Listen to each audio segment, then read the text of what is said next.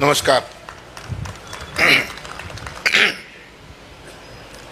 400 कोटी रुपये तुमच्या तालुक्यात आजच्या सभेमुळं मिळणार आहेत म्हटल्यावर काय टाळ्या वाजवले त्याच्या आयला का तुम्ही माणसावा काय असं हे बी सांगावं लागते तिच्या लई एडी जात आहे आपल्याला काय काय करावं.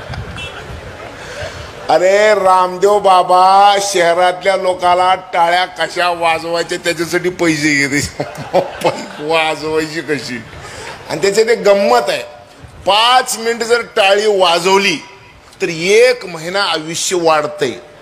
तुम्हाला ज्याला ज्याला आज 1 महिना आयुष्य वाढवायचं आणि वाजवा कसं वाजवतात असं मी हे काबर सांगितलं तुम्हाला तर अजून भरत शेठ बोलणार आहे.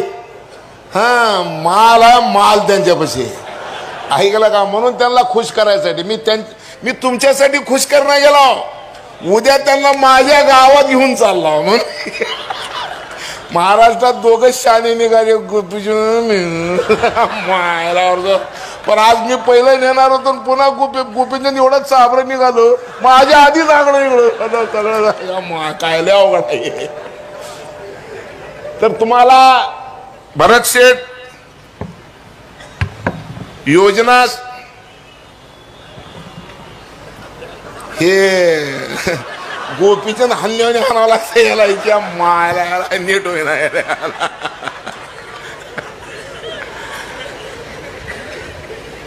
तर तुमच्या तालुक्यात काय काय घोषणा करायची ते भरत शेठ करणार आहेत. मी का आला माहितीये का तुमच्या कार्यक्रमाला? इकडून मुंबईला मंत्री पळणी म्हणून धरून न्यायचं आपल्या गावाला म्हणून मी आलो बरं का. माई शपथ दुसरं काही स्वार्थ नाही. आणि दुसरं स्वार्थ असं की गोपीचंदचं माझं खूप दिवसापासून चालू होतं की आपणाला इतर काहीतरी करायचं आहे. मी गोपीचंदला सांगितलं पण ते डोक्यात बसत नव्हतं आणि आमच्या दोघांची चर्चा झाली आणि आज म्हणलं चला भरत शेठ येणार तर आपण बी यावं. सदाभाऊ स्टेजवरचे सगळे सन्मान्य मंडळी मी सगळ्याचे नावं घेत बसत नाही. डॉक्टर आरळे आमचे मित्र आहेत काय. आणि आता मला काय सांगायचं आहे की यांनी सांगितलं की 550 मिलीमीटर पाऊस आहे. आता 64 गावात आलंय अजून 60 गाव राहिल्यात. म्हणजे तुमचं नीट व्हायची कवा वेळ आली आहे जेव्हा पंगत उठले तेव्हा तुमचं नीट होणार आहे.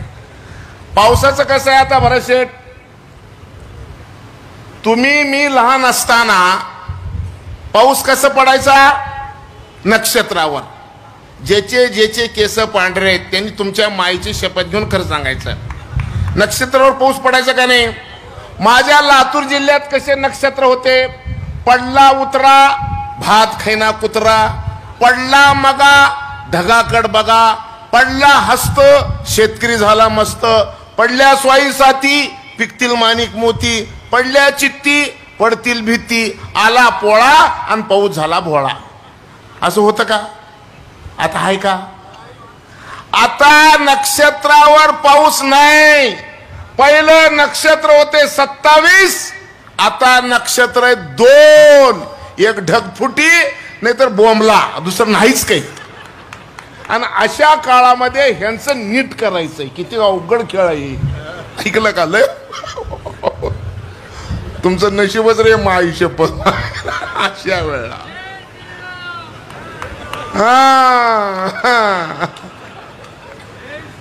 तर तुम्हाला एक महत्वाची गोष्ट सांगणार आहे बाबा रे.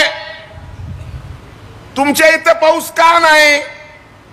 टकल्या माणसाच्या डोसक्यावर पाणी टाकलं तर थांबल का हो? नाही. तर तुमचा तालुका म्हणजे टकलंय झाड आहे का? पाणी राहील का?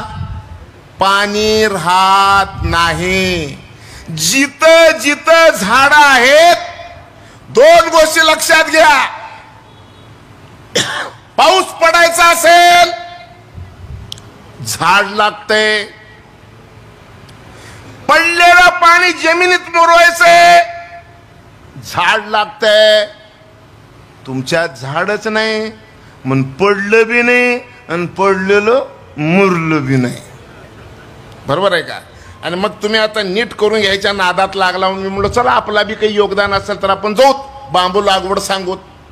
बांबू लागवड का करायची मी आता तुम्हाला दाखवलं. मी जास्त वेळ बोलणार नाही, मी तर 2-3 तास बोलत असतो, पर तेवढं बोलायचं नाही. मी तुम्हाला सगळ्याला एक विनंती करणार आहे की ह्या बसमध्ये लागलेलं लाकूड बांबूचं आहे ते तुम्ही बघावं. मी फक्त तुम्हाला बांबूपासून काय तयार होतंय एवढं सांगून मी माझं भाषण संपवणार आहे. हे माझा चष्मा आहे, बांबूचा आहे. ही माझी घड्याळ आहे हातातली, ही बांबूची आहे. हे आता पडळकर साहेबाला जी घड्याळ दिली ती बांबूची आहे.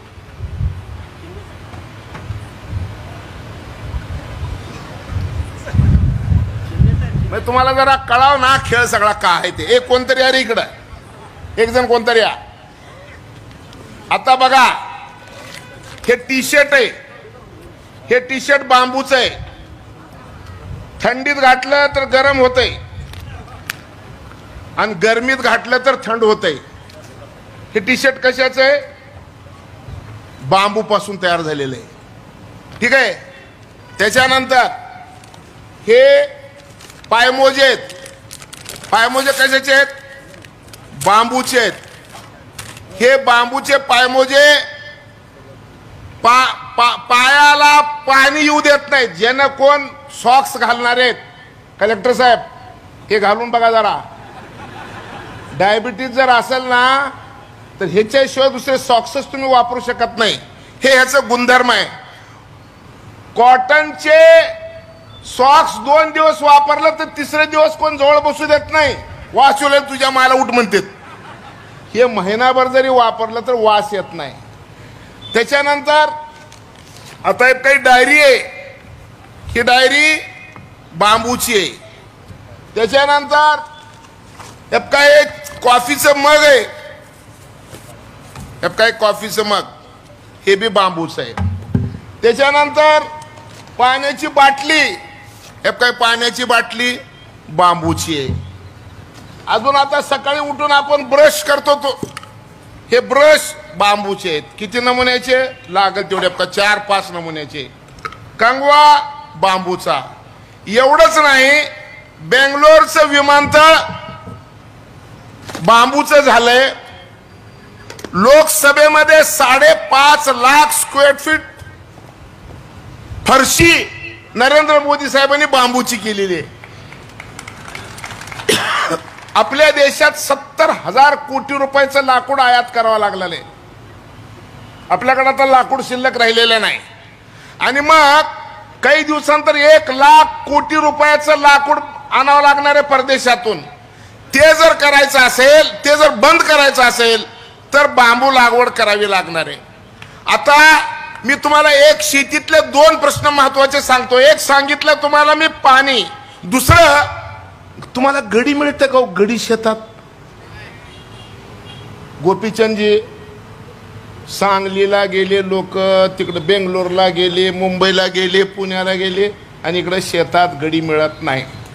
आमच्या काळात कसं होतं? आमच्या बापाचे पाय दाबायला गडी, डोसकचे पायला गडी, हात दाबायला गडी. आता आपल्याला गड्याचं दाबावं लागतंय. चल रे शेताला, चल रे. उलट झालंय. गडी मिळत नाही आणि पाणी लवकर येत नाही. मग शेती कशी व्हायची? आणि मग आता शेती करायची बगर गड्याची. एकदा का बांबू लावलं की त्याला खुरपण नाही, दुंडण नाही, कोळपण नाही, खन्नी नाही, बांधणी नाही, फवारणी नाही. मग करायचं काय? कुंभाराकडे जायची आणि एक चिलीम घ्यायची, बांबू लावलं, मजेशीर धंदा आहे. ऐकलं का? एवढं मस्त शेत आहे. अरे तुमच्याकडे पीक कोणचं आहे? काय पेरता तुम्ही? ज्वारी आणि बाजरी. ज्वारी पेरणार आपल्या बायकोला लुगडं सुद्धा घेऊन देऊ शकत नाही.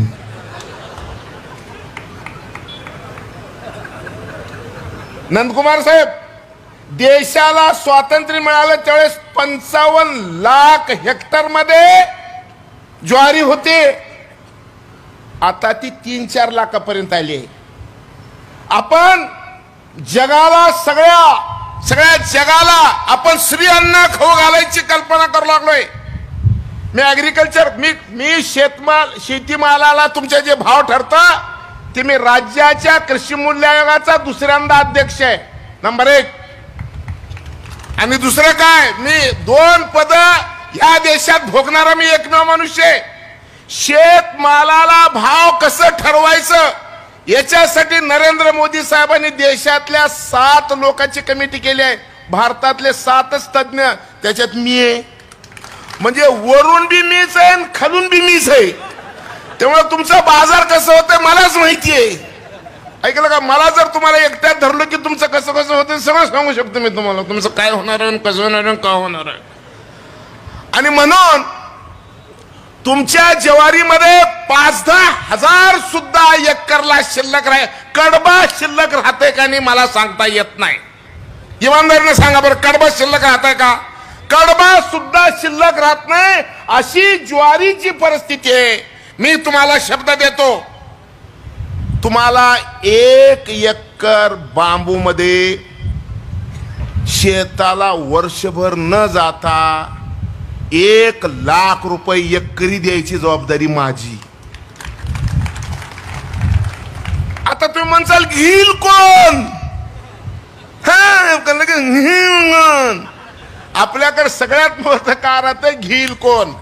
तुम्ही आता घ्यायची अजिबात काळजी करू नका. गेली 10 वर्ष म्हणजे नरेंद्र मोदी साहेबांनी 2014 मध्ये बांबू 1927 मध्ये इंग्रजांनी वन कायद्यामध्ये बांबूवर काही अटी लादल्या होत्या. 2017 ला नरेंद्र मोदी साहेबांनी ह्या सगळ्या अटी काढून टाकल्या. एक दिवस नरेंद्र मोदी साहेब म्हणले बांस ये घास है, बांबूला गवत केलं, सगळे ह्याच्यावरचे निर्बंध हटले. त्या दिवसापासून बांबू लागवड करायला परवानगी मिळाली. आता इथून सोलापूर किती किलोमीटर आहे? 140 किलोमीटर सोलापूर आहे. मी तुम्हाला सगळ्यात एकच गोष्ट सांगणार आहे, तेवढी ऐका. सोलापूर मध्ये एनटीपीसीचं थर्मल आहे. एनटीपीसीचं थर्मल वर्षाला 40 लाख मेट्रिक टन कोळसा जाळतं. 1 किलो कोळसा जाळला की 2 किलो 800 ग्राम कार्बन तयार होतं. तुमच्या पासून 100 किलोमीटर वर वर्षाला 1 कोटी मेट्रिक टन CO2 तयार होऊ लागलेले आहे. त्याचे दुष्परिणाम काय होणार आहेत मला माहिती नाही, परंतु येत्या एनटीपीसी जे सीएमडी आहेत भारत सरकारचे गुरदीप सिंग, ते पण IAS आहेत गुजरात केडरचे. त्यांच्याबरोबर माझी दोस्ती झाली. मी त्यांना सांगितलं की 26 सप्टेंबरला UK मध्ये 142 वर्षापूर्वीचं थर्मल बंद झालं, कोळशावरचं आपल्यात कधी करणार आहे? ते म्हणजे तुम्ही घेताय का जबाबदारी? म्हणलं हो. म्हणलं घेतो. कुठलं थर्मल? मी म्हणलं सोलापूर. सोलापूर का? तर मी लातूरचं आहे. मला तिकडून 120 आणि तुम्हाला इकडून 120. आम्ही म्हणलं आमच्या शेतात बांबू लावता आणि दगडी कोळशाच्या ऐवजी बांबूवर थर्मल चालवता, त्यांनी आपणाला परवानगी दिली. तुम्ही आज जर बांबू लावलो तर एनटीपीसी सोलापूरचं थर्मल बांबू लावल्यापासून 50 वर्षाचं खरेदीचं करार करायला तयार आहे.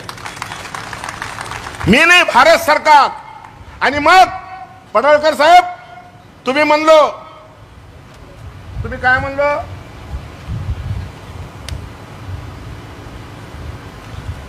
पडळकर साहेब म्हणले आमच्या तालुक्यात 4 हेक्टरचे 5 हेक्टरचे आहेत. तुम्ही भरत शेठला म्हणलं अटी शिथिल करा. रोजगार हमी योजनेच्या अटी शिथिल होत नाहीत का? तर ती केंद्राची योजना आहे. नाही नाही, बांबूच सांगणार, बांबू बी केंद्राचंच आहे. एक मिनिट ऐकून घ्या भरत शेठ. एकनाथ शिंदे साहेबाची उपकार सांगतो, तुम्हाला माहित राहा, मी तुमच्या पक्षाचा नाही पण तुमचा दोस्त आहो, बरोबर. हे लय मजेशीर गोष्ट आहे, तुम्हाला मधून आम्ही एक आहो, वरून ते शिवसेनेचे मी भाजपचं. ठीक आहे. एकनाथ शिंदे साहेब, हा तू बेवारसी, अपक्ष म्हणजे ज्याला माय नाही बाप नाही, म्हणजे बेवारस, तू बेवारस आहे साधा भाऊ. तुझा काय आहे अवघड आहे, तू कोणकडे बी जाऊ शकतो. त्या लय मजा आहे तुझी, पण तू मधून आमचंच आहे यार. तू काय सगळं गुणगुण, पीठ ज्वारीचा असो का बाजरीचा असो का तांदळाचा असो, भाकरच होती त्याच्यामुळे तू भाकरच सगळं नको. एके दिवशी 11:30 वाजता मला मुख्यमंत्री एकनाथ शिंदे साहेब म्हणले की बांबूसाठी तुम्ही एवढं बोलताय, पाशा पटेल काय करू तुमच्यासाठी सांगा. नवळे साहेब माझ्यासाठी काही करू नका. हे IAS लोक ना चांगले बी तेवढेच राहतात आणि वाकड्यात गेले की जीव वर ठेवतच नाही. पण नॉट फिजिबल लिहिलं की कोणाची बाप माय हजरनी ते पडायची खोटी. नॉट फिजिबल लिहिली सगळ्यात मी IAS लोकांना काबर भेटून नॉन मिनिमम एवढ्या वाक्यासाठी.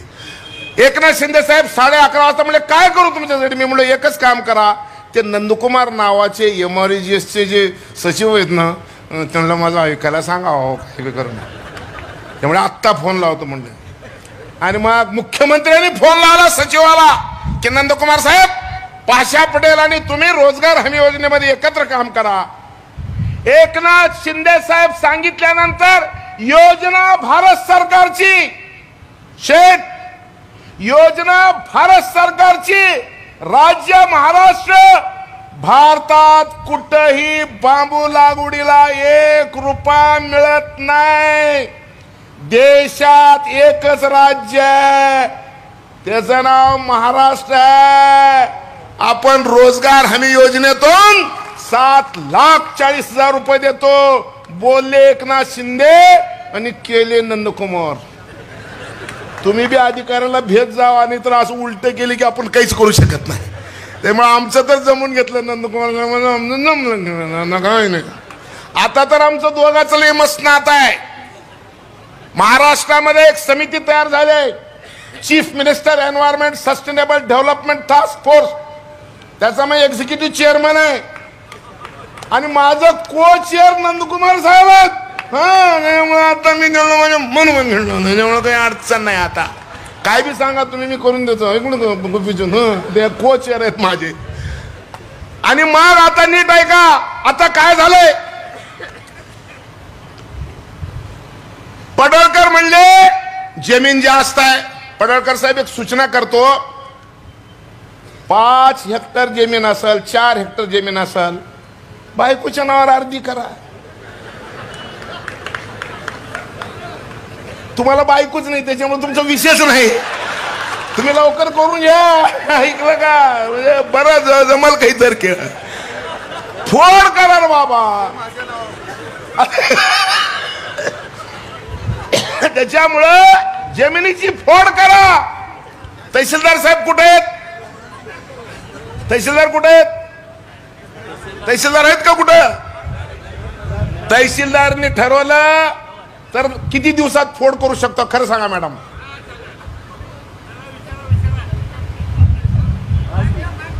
फोड करायला किती दिवस लागतील मॅडम. 1 दिवसात. अरे टाळ्या वाजवा मॅडमच्या नावानं. 1 रुपया खर्च होईना ते त्याची आयला 1 दिवसात फोड. गोपीचंदजी किती सोपं आहे राव मायच्या. पहिलं फोड करा आणि फोडीनं बी जमना गेलं. मित्रा नावाची आदरणीय देवाभाऊने, देवेंद्र फडणवीस साहेबांनी मित्रा नावाची एक संस्था स्थापन केली. म्हणजे थोडक्यात महाराष्ट्राचं ते नीती आयोग आहे आणि आपल्या महाराष्ट्राचे निवृत्त IPS officer, IAS officer Praveen Singh Pardeshi साहेब त्याचे प्रमुख आहेत.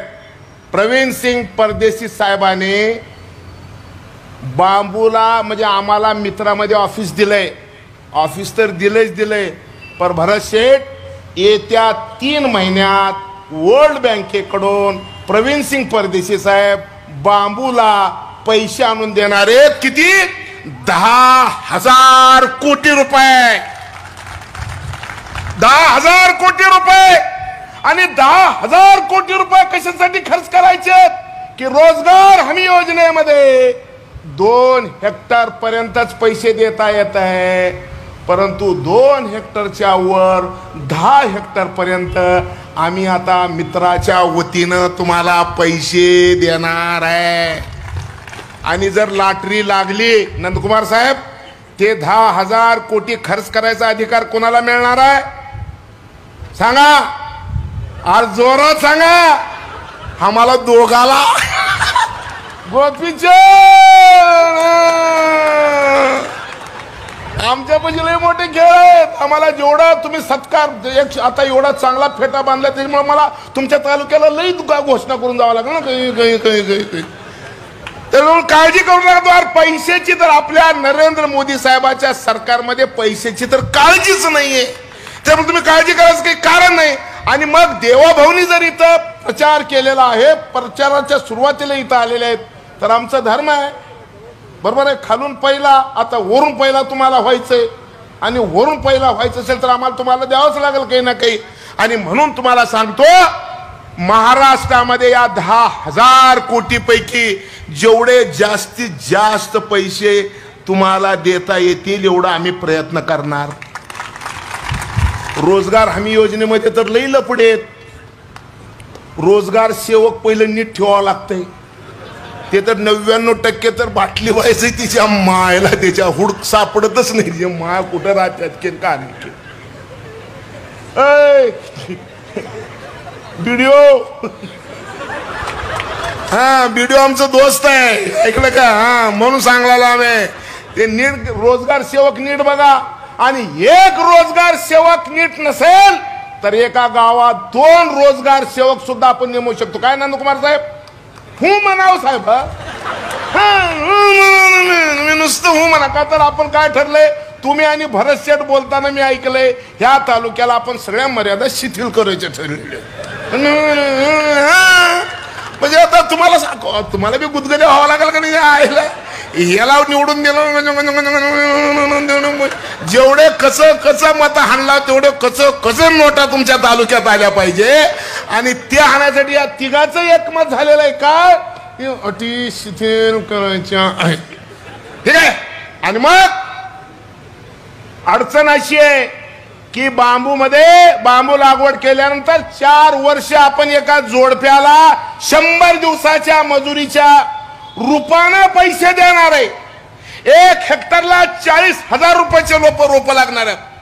ज्यावेळेस मी सुरुवात केली तर माझ्या तालुक्यातले लोक म्हटले, साहेब 72 नाही 40,000 कुठून आणायचे?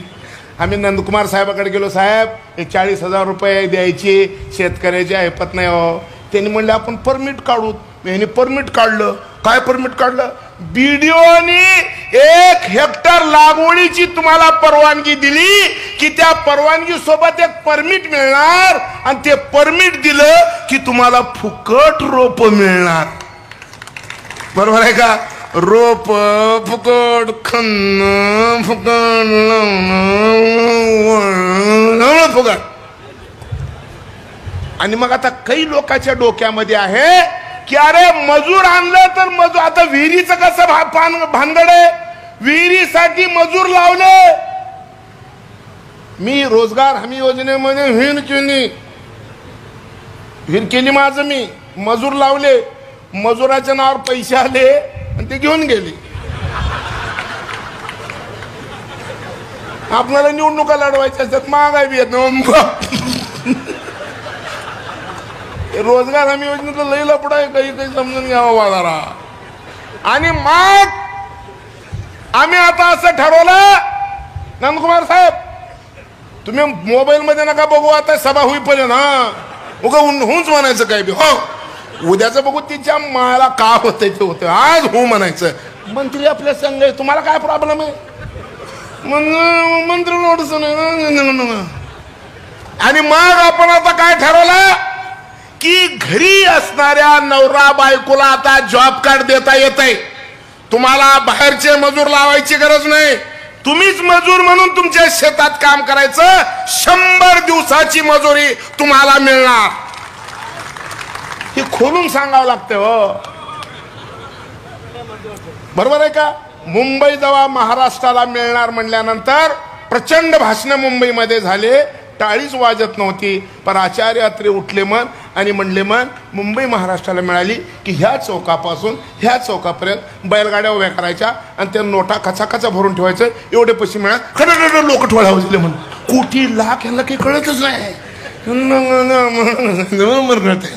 त्याच्यामुळं तुम्हाला तुमच्या बायकोची आणि तुमची 100 दिवसाची मजुरी या योजनेत तुम्हाला मिळणार. म्हणजे 100 दिवस कुठं कामाला जायची गरज नाही.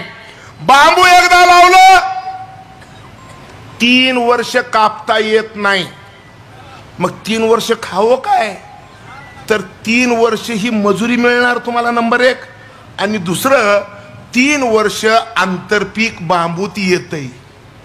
ज्वारी पेरा, तुरी पेरा, काय बी पेरा येतंय. म्हणजे आंतरपीक बी येतंय आणि बांबू बी वाढतंय. 4थ्या वर्षापासून बांबू तोडा येतंय. बांबू तोडलं, एका एकरला 40 टन, कमीत कमी 30 टन, एका टनाला 4000. आळशी शेतकरी असला आणि 30 टन निघाले तर 4 त्रिकम 12, म्हणजे एका एकरला 1,20,000 रुपये बांबूचे मिळणार. तुम्ही म्हणणार तोडणार कोण? त्याची काळजी करू नका. मी आता एक ट्रॅक्टर आणलोय 3 लाख रुपयाला. भरत शेठ 3 लाख रुपयाला ट्रॅक्टर आणलोय आणि 6 महिन्यामध्ये त्या ट्रॅक्टर एक मशीन बसवणार आहे. एक मशीनचा पार्ट बांबू तोडून आणि दुसरं धरून तोडून, त्याचे बी आपण संशोधन करून घेतलं. त्याच्यामुळे तुम्हाला त्याची बी गरज नाही. आपला पण तोडणं होईल आणि सोलापूरला निघून जाईल. ठीक आहे. आत्ता तुमच्यासाठी काय करायचंय तर 3 वर्ष अशा पद्धतीनं. आणि जर समजा तुम्ही बांबू नाही लावलो, 288 नंबरचं जे तालुका आहे त्या तालुक्यावाल्यानं लक्षात ठेवा. माणसाचं भविष्य, आता मी जरा स्टेजवरच्याला सांगतो. स्टेजवरचे डॉक्टर आरडे काय, तुम्ही सगळे स्टेजवरचे माणसं. आता मी तुमच्यासाठी भाषण करत नाही, मी जरा आता मुंडी बदलतो, ह्यांना शिकवतो. का तर हे लई असं कुठं होतंय काय म्हणलं की गेलं बोंबल, त्या मायला पाणीच गेलं. त्यामुळे ह्यांना फिट करावं लागतं, ह्यांना फिट करतो जरा मी. आता स्टेजवरच्यानो नीट ऐका. आयपीसीसी म्हणजे inter governmental panel on climate change नावाची संस्था 1988 पासून 198 देशाला एकत्र घेऊन 1100 शास्त्रज्ञांनी 2015ला 400 पानाचे रिपोर्ट जाहीर केलंय. त्या रिपोर्ट मध्ये सांगितलंय काय, रिपोर्ट काय सांगितलंय का, 2050 ला, नीट आहे का, 2050 ला हवेतल्या कार्बनचं प्रमाण 450 ppm होणार आहे. हवेचं कार्बनचं प्रमाण किती पाहिजे? 350 ppm. आता झालंय किती? 422 ppm. आणि या पृथ्वीवर 1 नाक, 2 डोळे, 2 कान, 2 हात आणि 2 पाय अशी आकृती जिवंत राहायची असेल तर हे कार्बनचं 450 ppm होऊ देता कामा नये, तर तुम्ही सगळे जिवंत राहणार आहे. आणि मग हे कार्बन जर एवढं जाऊ द्यायचं नसेल तर जग सांगतंय झाडं लावा. तुमच्या तालुक्यात फॉरेस्ट किती आहे?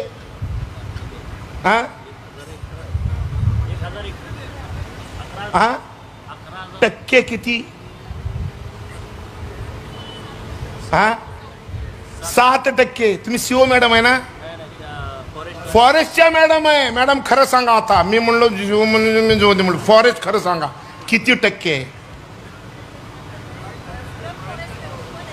ओपन आहे म्हणजे फॉरेस्टची जागा आहे, झाडं नाही आहेत. ते बी कळतंय मला. मी उघड टास्क फोर्सचा अध्यक्ष आहे का, असं म्हणून गेलं. मी 14 समित्यात आहे दिल्लीत. उग मोदी एवढं येतोय मला तिथून निवायला. तुमच्या तालुक्यामध्ये 1000 हेक्टर फॉरेस्टची जागा आहे. फॉरेस्ट नाही. माझ्या जिल्ह्यात लातूर जिल्ह्यामध्ये 0.5% जंगल आहे. माझ्यापेक्षा सुद्धा तुमची परिस्थिती भयानक आहे. युनायटेड नेशन ऑर्गनायझेशन म्हणजे जे युनोचे सरचिटणीस आहेत, सेक्रेटरी जनरल आहेत अँटोनियो गुटेरस, त्यांनी सांगितलंय तापमान वाढीचं युग संपलं, होरपळीच्या युगाला सुरुवात झालेली आहे. आता तातडीची प्रयत्नाची गरज आहे. ते जर नाही केलं इथून 50 वर्षानंतर तुम्ही जगणार नाही. त्याच्यामुळे पाणी येऊन बी काही उपयोग नाही. झाडं लावावं लागणार आहे. आणि झाडं म्हणजे बांबू लावावं लागणार आहे. परमेश्वराने तुम्हाला काहीतरी सुबुद्धी दिलेली आहे पडळकर साहेब, म्हणून तुमचं ध्यान बांबूकडे आलंय. म्हणून बांबू लागवड करा. ही बस ठेवा. आणि आता मी काय देऊन जातो ऐका. उद्यापासून तुमच्या गावातले पोरं जर जात असतील, माझं स्वप्न आहे. काय स्वप्न आहे माझं? 2029च्या आधी 2029ला जी निवडणूक येईल त्यावेळेस महाराष्ट्रामधले सगळे थर्मल बायोमासवर चालतील. हे माझं स्वप्न आहे. नंबर 1, महाराष्ट्रात 12 कोटी लोक आहेत. 40 कोटी तर त्यांना ब्रश लागतात. आणि रोज इथं जे चिकणे चोपडे लोक आहेत रोज शेविंग करतात. माझं स्वप्न आहे 29च्या आधी सकाळी उठल्यानंतर कोण दाढी शेविंग किट लोखंडाचं प्लॅस्टिकच्या न करणार नाही, तर मी तुम्हाला बांबूचं शेविंग किट देतो आणि बांबूचं ब्रश देतो. गोपीचंदजी, तुम्हाला सुरुवात जर करायची असेल तर तुम्हाला महिन्याला 1 lakh toothbrush, 1 lakh shaving kit आणि 1 लाख कंगवे बनायची फॅक्टरी मी 1 महिन्याच्या आत तुमच्या गावात सुरू करून देतो. 1 महिन्याच्या आत. आणि तुमच्यात जेवढं दम असन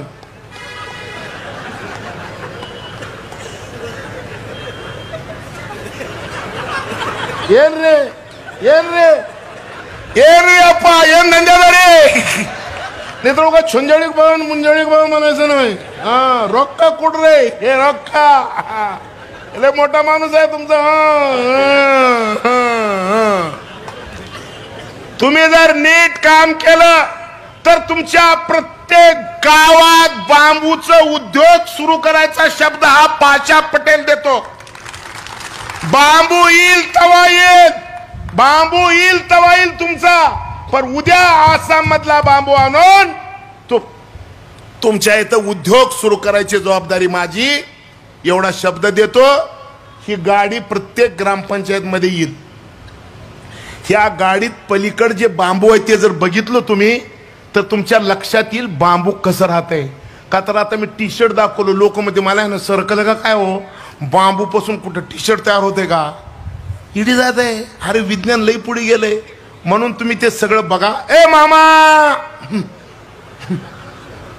तर तुम्ही ते लाकूड बघून जावा. आणि बीडीओ साहेब, लोकरे साहेब, मला एक बार महिन्याला एकदा जीव घालतं तुमचं बीडीओ मला रस्त्यावर आहे कोल्हापूरून जाताना. म्हणून एक काम करा, ग्रामसेवकाला सांगा कुण्या कुण्या गावाला हे 2 तासाची पिक्चर बघणारे हात वर करा बांबूची. ह्यापका ह्याला नीट लाईनीनं करा. 2 महिने ठेवून घ्या, 3 महिने ठेवून घ्या. माझ्या काय बापाचं आहे दिलय शिंदे साहेबाने.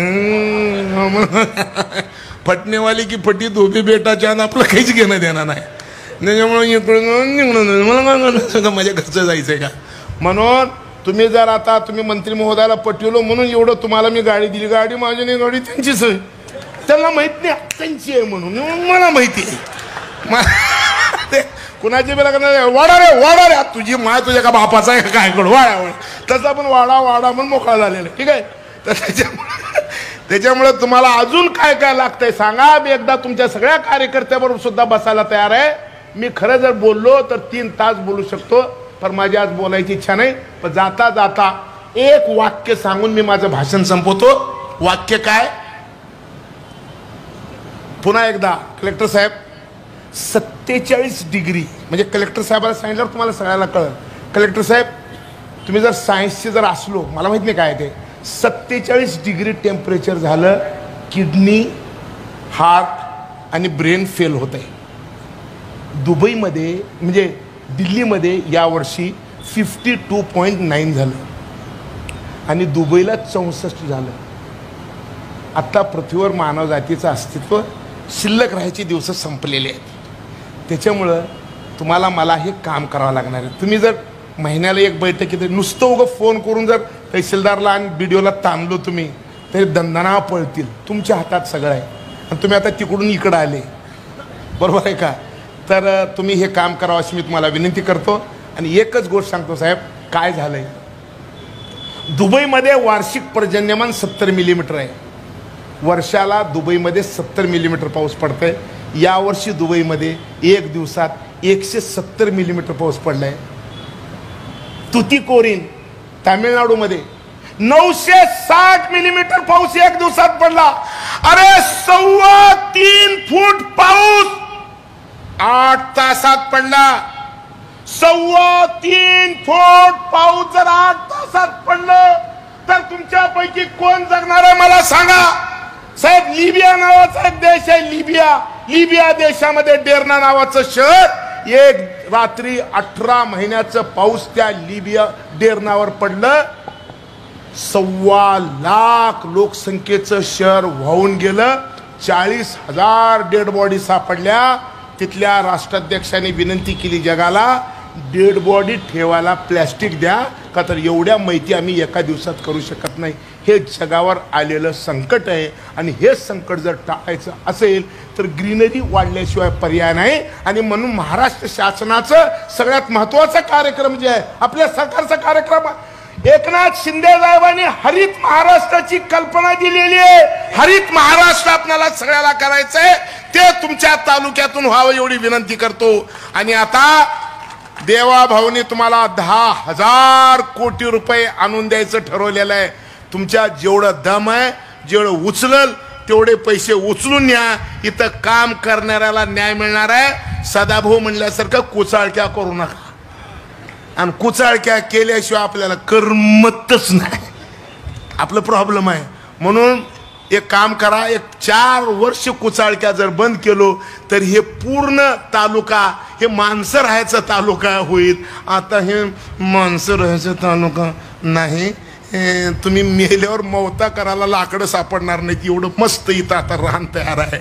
हे भयानक सत्य आहे. या सत्यातून आपल्याला बाहेर पडायचं आहे. आणि तुम्हाला एवढा चांगला आमदार सापडलाय, खरंच या आमदाराच्या नावानं टाळी वाजवा, खरंच वा. आणि आता सगळ्यात महत्वाचं काय माहितीये का, भिकाऱ्याला किती अक्कल असती. भिकारी भीक मागत गेला, आम्ही आमच्या गावात बघतो, रोटी वाढे माय म्हणते. आणि ज्या घरात वासरू दिसलं तिथं रोटी वाढ म्हणत नाही, ताक वाढे माय म्हणते. म्हणजे घर बघून त्या भिकाऱ्याला बी अक्कल येते. तुम्ही आम्ही तर त्याच्यापेक्षा शहाणे आहोत. म्हणून आता भरत शेठकडून पैसे काढायचे असतील तर अशी मस्त टाळी वाजव.